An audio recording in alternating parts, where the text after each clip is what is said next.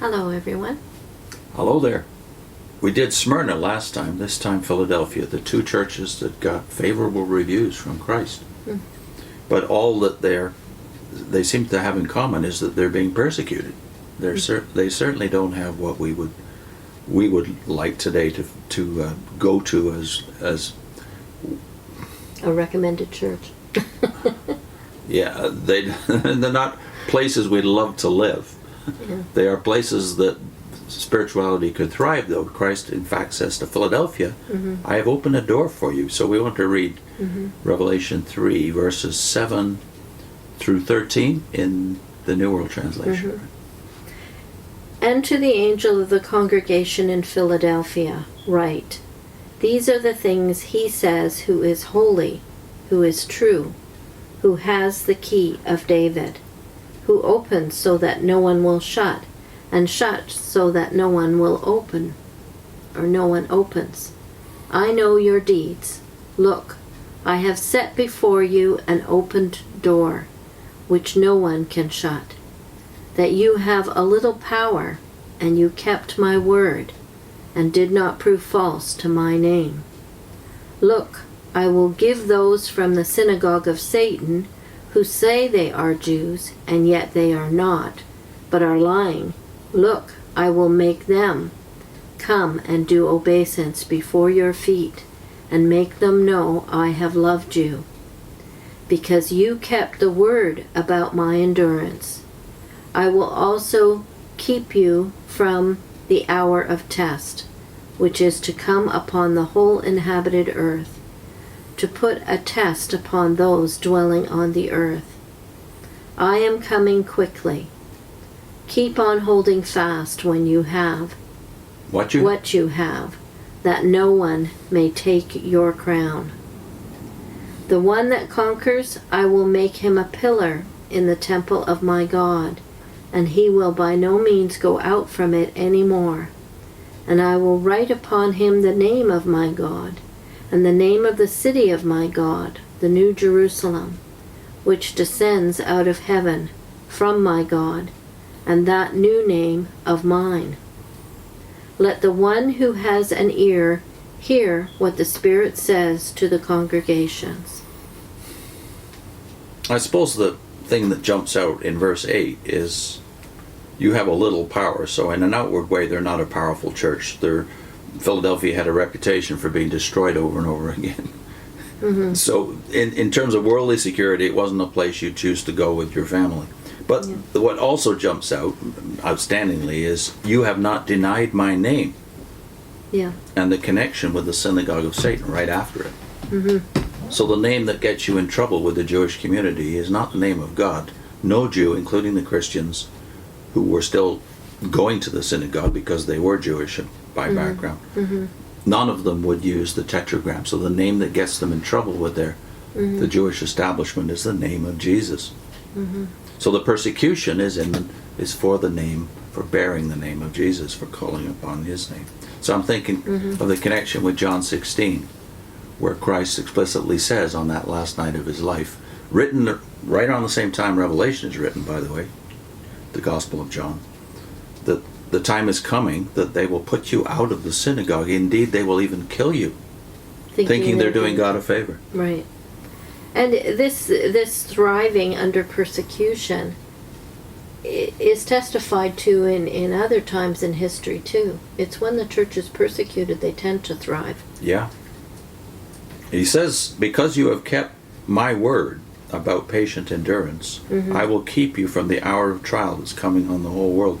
We might stumble over I am coming quickly or soon, as the ESV says. Many of the commentaries make the point that imminence of Christ, which is supposed to keep us all on the beam, all awake, looking for his arrival. But the comings of God in the Old Testament are often in judgment. They're not necessarily the last visible coming, that's for sure, but they are the judgments of God throughout history. And so it was with the churches. Some of the churches Christ ultimately judged. And some of the cities that he's referring to here were judged and laid desolate in following generations. It's the coming quickly is often criticized by some to say, well, this completely disproves Christianity because Christ didn't come and they were thinking he was going to come quickly. But really, every generation of Christians should be in expectation of Christ. And it's the belief that he could come at any moment that keeps you holding fast, like they were holding fast. Conquering. Because they were always in expectation of Christ. The danger is when you stop expecting him. Yeah. I know verse 12 and 13 would have given me, 12 anyway, would have given me problems when I was a witness. I do remember thinking about this a lot. These reference to Christ saying, "My God," over and over again. But I stumbled over it because I didn't have the traditional or the church conception of who Jesus was. The Jesus of the church has always been both fully God and fully man. So as a human being, he would do the things that we're supposed to do as human beings perfectly.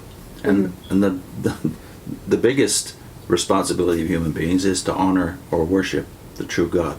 So the fact that Christ honors his Father and tells us to worship his Father and sets the example in worshiping his Father, that thought wouldn't have occurred to me that if he is a perfect man, which we thought as Jehovah's Witnesses he was, but he's not just a perfect man, he's something else. So the church had to figure that one out, and it took a long time.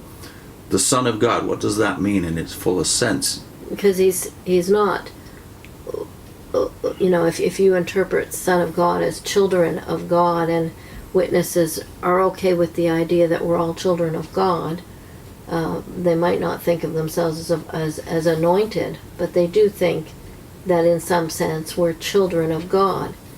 But Christ was not just like we were, but perfect. No, he was different than that. You don't have... He's the only begotten Son of God. Yeah, and also the things he was doing are different than anyone else. He was a perfect man, but he was curing, he was healing. He has the power to save mankind. What human has that? But in this book, when you go back to chapter 1, starting around verse 13, when you first meet Christ, when John first sees Christ, he's not seen as a light in the sky. He is a human being, albeit a glorified human being. So we forget that when we're witnesses. The church teaches that although Christ is now glorified, he's still a human being, having the qualities that causes him, even when he returns, to be called the Son of Man, in addition to the Son of God. Well, that's all another video, and we'll put a link in at the end to that. What does John Stott have to say about this, and the door open especially? Okay, he says, not only is every individual Christian called to be a witness, but every local Christian community is called to mobilize its membership for mission. This will involve a careful training program, the regular visitation of the whole neighborhood, the development of home evangelism and arrangement of special events at which the gospel is shared. These are some of the doors which Christ has opened. We must make sure we go through them. So I know with witnesses, they think they're the only ones doing any kind of mission. Trained to do anything? Yeah, any kind of evangelism, because they focus on a particular style. But one of the things that, I discovered was how many really ingenious ways in which Christians have instigated methods of evangelizing. So in England, they have like pub churches. Because they know they're going to have an audience there. They're going to have people there. Like they advertise that they're going to be talking about spiritual things. Some of these people might not be the type of person who would ever enter into a church. But they want to be able to share the message with them. So they give them a place where they would feel comfortable to come.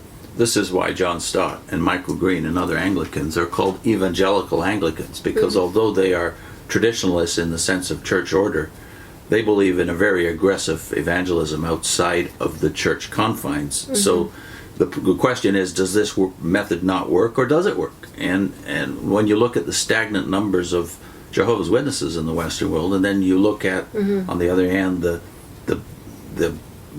magnificent growth of the church in Asia, in Africa, in South America, where evangelical religion is taking off.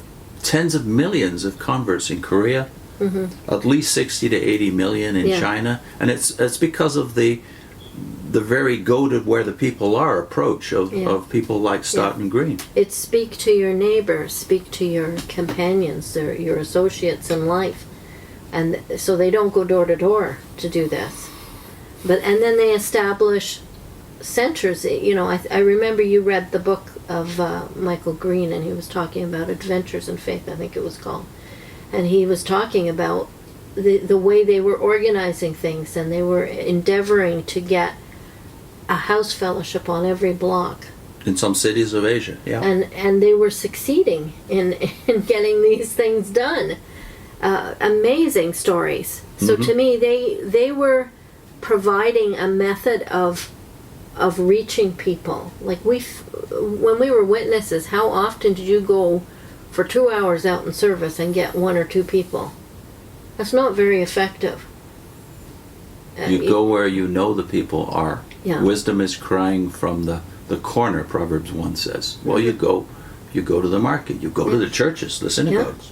Yeah, that's what the apostles did. They went to the synagogue, they went to the rivers where people were washing, where the marketplaces. They went where people were.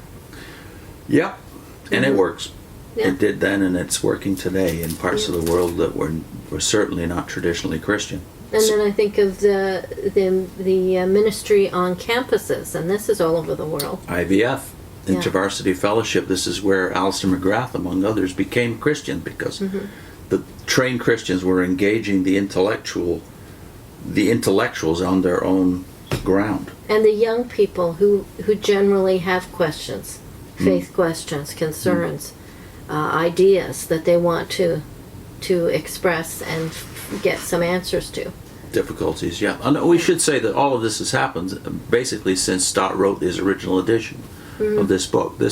Stott was, when he was a young man, thinking this way. So was Michael Green. They're both gone now. But because of their initiative, and along dozens of other people who went along with them in England and then in the missions in Asia, all of this has happened in the last 2 to 3 generations. And they're still carrying on.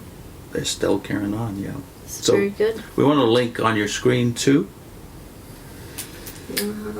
Well, we've already alluded to the Christology issue, i.e., my God, what do we make of that? The church wrestled with this for the first 2, 3, 4 generations. So I've got a series of videos called The Deity of Christ in the Early Church, which also have a PDF that you can ask for attached to that. And also, why did Christ veil his glory? If he is indeed God in the flesh, as the church has always claimed, why did he not say so explicitly? That's a good question.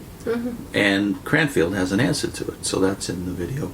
It's also on your screen. Why did Christ veil his glory?